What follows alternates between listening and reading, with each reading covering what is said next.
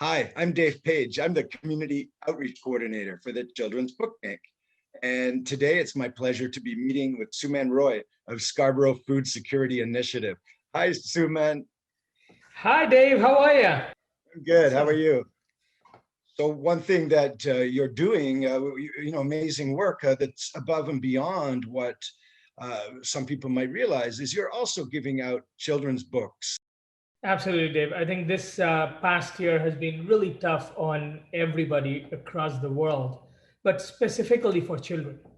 With schools closed, not libraries closed, not enough places where children can really go and socialize or read, it was really important for us to not only feed the stomach of people, but also feed the mind of the children. And we were so lucky to have you as a partner in come and supporting us with books that we can actually distribute. And it's such a joy looking at the faces of the people when they really look at the books and say, really, we can take this home for Mm. free? Wow. That joy, it's unparalleled. Suman, I was wondering if you ever have a family that does not speak English or French and is looking for books, and they have young children, what you might suggest to them if you don't have the books in their home language.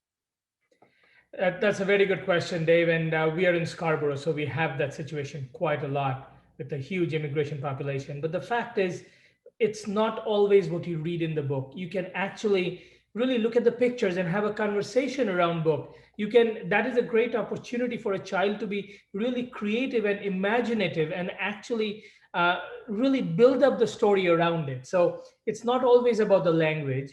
It is about the practice of being in connection with the book, seeing the book, and really spending time with books. I think that is what the key factor is. And that's what our team of volunteers and staff tells our clients, those who come with questions like that. Wonderful. Yes. I mean, I always tell families that if it's a really good picture book for young children, the pictures should sequentially tell a story because indeed, young children don't read the text, even if they've got the same language, they are reading from the pictures. So really nice that you and your group can give advice to families and help them pick the right book. I find a lot of families ask me when they have young children, how are they going to read to a baby? And we actually have studies that show us that babies love books, but they're not going to read it in a traditional way. So a baby's going to throw the book, they're going to bite the book, and we tell families that's typical infant development. That's what babies do. And as long as they're enjoying the book and letting the baby see the picture and having interaction with their child, that baby will grow up. And as they're becoming 18 months, they'll start to be more interested to listen to a story in a traditional manner. But what do you say to families if their children are a little older, maybe school age, kindergarten or above, and they're asking you, what do I do, Suman? My children are not interested in books. They don't have an interest, so they don't really like books. Did you ever encounter that? Absolutely, Dave. In especially in my home too, as I have a 5-year-old, so it is really important to connect the book to their daily lives.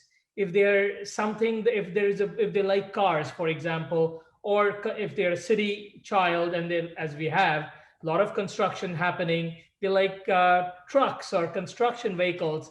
Get a book based on the construction vehicles and actually go through that book when they go for a walk in the evening, and that's how they actually get connected to the books. It's worked in my household, and I've seen a lot of other success stories. I wonder if you have any good advice for people who are working at food banks to promote libraries to the families across the country. Find out what your local libraries hours are or what they are doing about it, and share that with the parents. Put up a flyer and put it up in the registration desk if you can, because this is how communities will actually again slowly get back to our pre-COVID days. Is a place of communication, place of community, and a place of reading. Awesome. Suman, it's been such a pleasure talking with you today. Thank you so much for your time.